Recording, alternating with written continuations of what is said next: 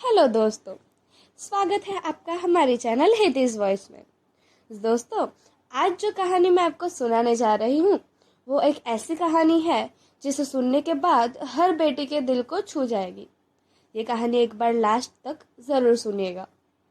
चलिए शुरू करते हैं। सुनील ने अंदर से आवाज लगाई, सृष्टि अपने हाथ धो लो। मैं आ रहा हूँ, पानी से हाथ धुलाता हूँ तुम्हें।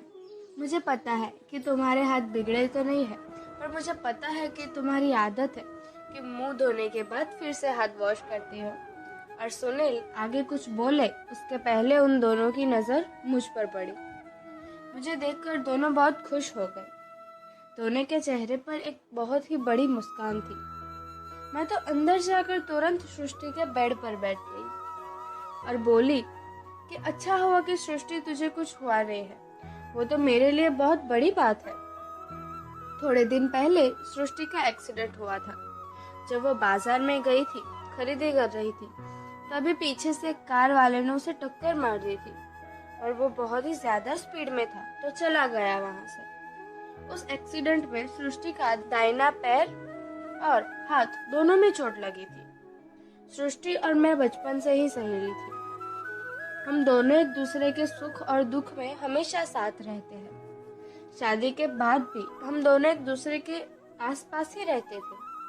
सृष्टि एक बड़ी कंपनी में जॉब करती है और ऊपर से उसको भगवान ने जुड़वा बच्चे दिए हैं। जॉब, घर, पति, बच्चे और सभी घर के और सामाजिक काम करने में सृष्टि को तकलीफ तो होती थी, पर हमेशा उसके चेहरे पर मुस्कान ही रहती थी। हम दोनों का मिलना धीरे धीरे कम होने लगा था, पर हमारी दोस्ती और प्रेम में कोई कमी नहीं आई थी, ना ही कभी आ सकती थी। हाँ, वो बात अलग है कि कभी कभी मैं उसके आसपास रहने वालों से बाजार में मिल जाती तो उसकी खबर पूछ लेती थी और सब खबर मिल जाती थी मुझे। सृष्टि बहुत दुख और दर्द में है। सुनील उसके साथ बहुत मारपीट करता है। उसके दोनों बेटे बहुत होशियार है क्योंकि उन दोनों को सृष्टि ही पढ़ाती है। मुझे भी पता था कि एक माँ 100 अध्यापक से भी ज्यादा शिक्षा दे सकती है। मुझे पता है क्योंकि सृष्टि जब हमारे साथ पढ़ती थी तब सभी कहते थे कि जब तक सृष्टि है तब तक कोई पहले नंबर पर नहीं आ सकता। सृष्टि के खून में है पढ़ाई। तो जब मैं बच्चों के वैकेशन में एक दिन सृष्टि के घर गई थी तब मैं बाहर दरवाजे पर खड़ी थी, तभी अंदर से चीखने की आवाज आ रही थी। मैं थोड़ी देर तो बाहर खड़ी रही, पर उसके दोनों बेटों ने मुझे देख लिया और तुरंत चिल्लाए, बोले मासी आ गए, मासी आ गए।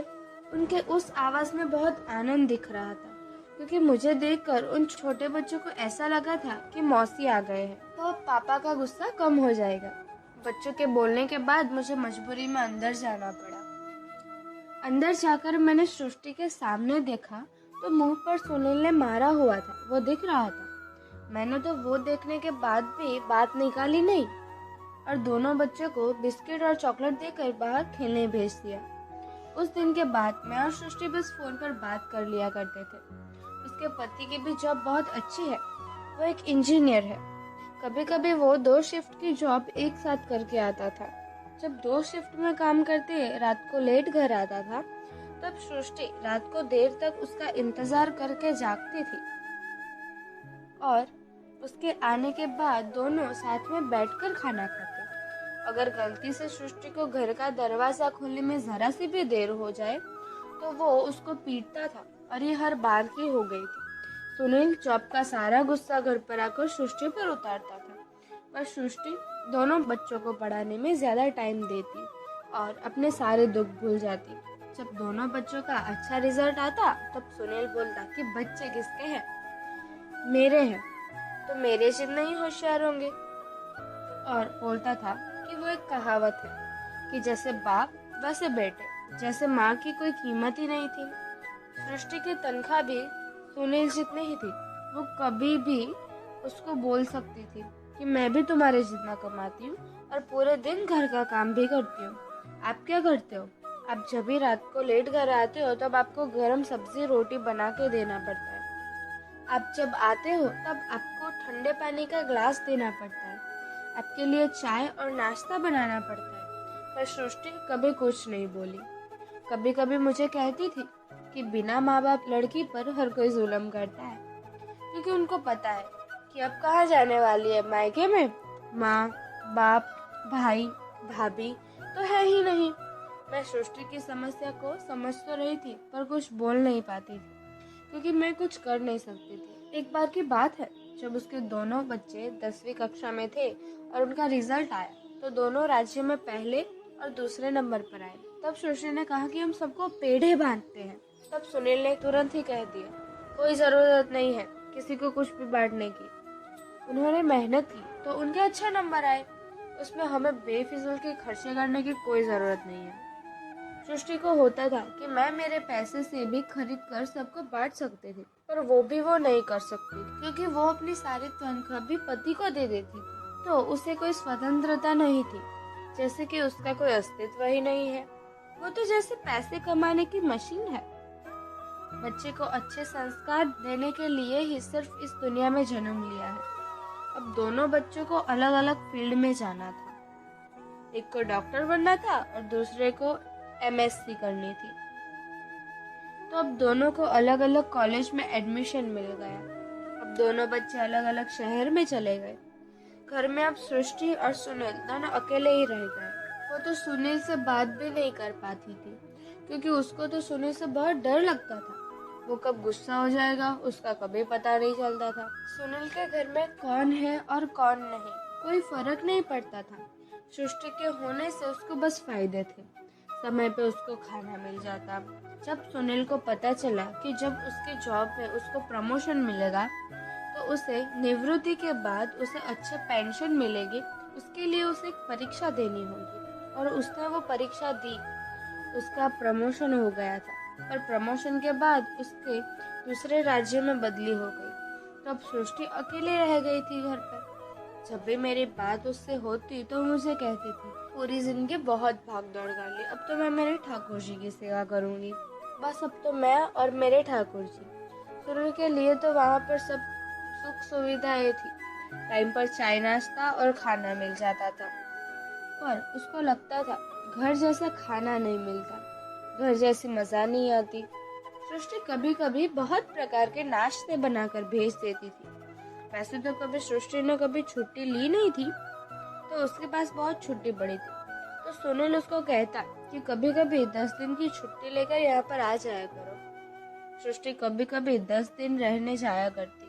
वहाँ के बावर्ची को भी खाना बनाना सिखा दिया। 4 साल तो देखते देखते निकल गए। उसी समय में डॉक्टर की पढ़ाई कर रहे बेटे ने साथ में पढ़ती लड़की के साथ शादी कर ली और सृष्टि को कह दिया कि मैं अब यही इसी शहर में रहूंगा। आपको जब जरूरत हो या आपको जब मिलना हो तो आप यहाँ आ जाना। तब सुनील को बहुत बुरा लगा कि ऐसा बोला कि आना हो तो आ जाना, पर ऐसा ना कहा कि आप मेरे साथ यहाँ रहने आ जाओ। उसको ऐसा लगा कि मुझे बाप के जैसे नहीं रखा और मुझे पराया बना दिया। पर सुनील को ऐसा था कि एक लड़के ने मना कर दिया, पर दूसरा लड़का तो है जो हमारे साथ आकर यहाँ रहेगा। पर उसने भी कह दिया कि मैं भी यहाँ इसी शहर में रहूंगा, क्योंकि मुझे यहाँ बहुत काम होता है। अभी मुझे बहुत काम करना बाकी है और मुझे शादी करने की कोई इच्छा नहीं है। अभी मुझे संसार बनाने में कोई इंटरेस्ट नहीं है। तब सुनील को लगा कि वो अकेला रह गया है। सुनील अब 2 साल बाद निवृत्त होने वाला था। सृष्टि की जॉब चालू ही थी। सुनील पूरा दिन दोस्तों के साथ निकाल देता था और उसमें उसका समय निकल जाता था। शाम को सबके साथ जाकर गार्डन में बैठ जाता था। सृष्टि घर पे है या नहीं उससे कोई फर्क नहीं पड़ता था। निवृत्त होने के बाद सृष्टि को अच्छा लगता था। उसने बहुत सारे सपने देखकर रखे थे। घर के सारे काम करते वक्त वो हमेशा ठाकुर जी के भजन करती रहती। डॉक्टर जैसे सृष्टि को कुछ कर ही नहीं सकता। सृष्टि अपने आप में बहुत खुश थी। सुनील अपने आप में बहुत खुश था। अब घर में सुनील रहता ही नहीं था, पर जिंदगी जैसे सोचे वैसे थोड़ी गुजरती है। तभी सृष्टि का एक्सीडेंट हुआ और उसके बाएं पैर में प्लेट डालनी पड़ी। तब उसके डॉक्टर बेटे और बहू ने उसकी बहुत सेवा की। अस्पताल से छुट्टी लेने के बाद बेटे और बहू ने बहुत कहा कि आप यहाँ रह जाओ, पर सृष्टि ने मना कर दिया क्योंकि उसको पता था कि वो लोग सिर्फ उसको रखना चाहते थे, सुनील को नहीं।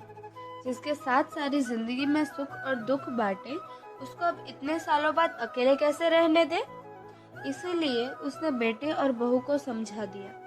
अब सृष्टि की सारी जिम्मेदारी अब सुनील पर आ गई। हाँ, जब भी अस्पताल जाती थी तब मैं टिफिन और बहुत सारे नाश्ते लेकर जाते थे। घर आने के बाद सुनील ने अब बाहर से टिफिन बनवा लिया था, पर बाहर के टिफिन में घर के जैसे खाने का स्वाद नहीं आता। रोज आलू की सब्जी और रोटी खाकर परेशान हो गया था।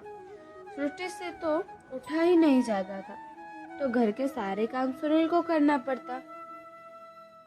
अब तक चाय नाश्ता टाइम पर करने वाले सुनील को अब सब उसको खुद करना पड़ता है। अब घर के छोटे मोटे काम करके सुनील थक जाता था।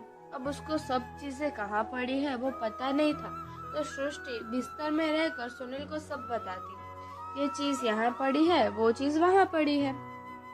तब सुनील को लगता कि सृष्टि कितना सारा याद रखती है। सुनील को रोज सुबह चाय पीने की आदत थी, पर अब तो उसे खुद चाय बनानी पड़ती है। हाँ, वो सृष्टि के लिए भी चाय बना देता था, पर सृष्टि की हालत तो खुद चाय पीने की भी नहीं थी, तो सुनील ही उसको अपने हाथों से चाय पिलाता।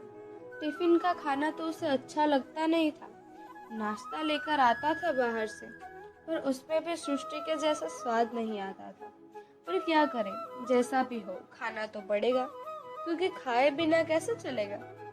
अब सुबह उठकर चाय पीने के बाद वो सृष्टि को स्पंज करता। अब उसके बाद वो उसके कपड़े बदल देता, दोपहर को खाने की थाली लगा देता। सृष्टि तो अपने हाथ से खा नहीं पाती थी, तो वो खुद उसको अपने हाथों से खिलाता।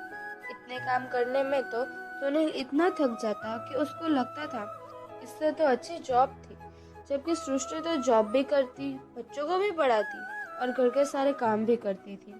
अब सृष्टि के ऑफिस से सब उसकी खबर पूछने आते, तब उनको चाय पानी करवाना और सब काम करने में सुनील को अब ज्यादा थकान होने लगती थी। सृष्टि के एक्सीडेंट के बाद सब लोगों के आने से सुनील को काम बहुत ज्यादा रहने लगा, जबकि इससे पहले भी ऐसा होता था, पर सृष्टि कोई कंप्लेन नहीं करती थी।